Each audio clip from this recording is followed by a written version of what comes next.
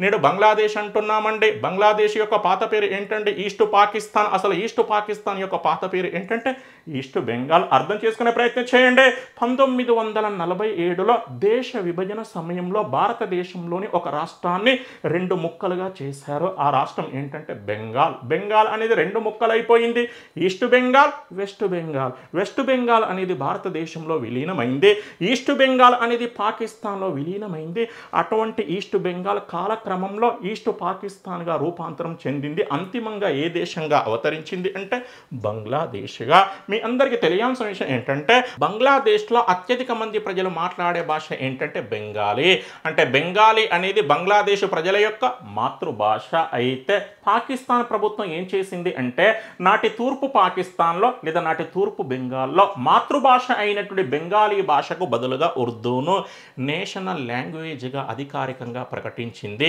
వెంటనే ఆ ప్రాంతానికి చెందినటువంటి విద్యార్థులు ఉర్దూను తీవ్రంగా వ్యతిరేకిస్తూ మాతృభాష ఉద్యమానికి శ్రీకారం చుట్టారు. ఆ ఉద్యమం అంతర్జాతీయ స్థాయిలో ఏ పేరుతో ప్రసిద్ధిగాంచింది అంటే బెంగాలీ లాంగ్వేజ్ మూవ్మెంట్. ఈ విధంగా ఈ ప్రపంచంలోనే మాతృభాష ఉద్యమం అనేది తొలిసారిగా ఏ దేశంలో ప్రారంభమైంది అంటే బంగ్లాదేశ్లో లేదా నాటి తూర్పు పాకిస్తాన్లో.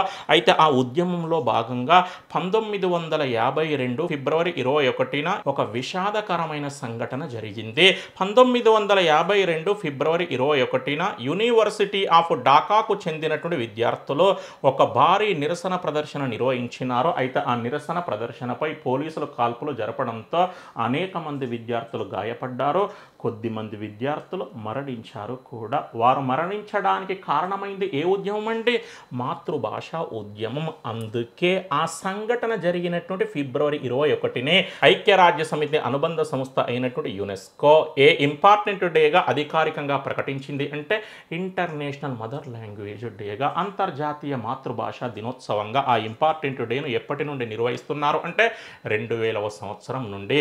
ఆ ఇంపార్టెంట్ డే 2025లో ఏ సెలబ్రేషన్ జరుపుకుంది అంటే సిల్వర్ జూబ్లీ సెలబ్రేషన్. అందుకే దానినే ఆ ఇంపార్టెంట్ డే యొక్క ఇతివృత్తంగా ఎంచుకున్నారు. ఇతివృత్తం ఏంటంటే languages matter, silver Jubilee celebration of international mother language day. ఖచ్చితంగా దీనిపై కూడా క్వశ్చన్ వచ్చే అవకాశం ఉందండి.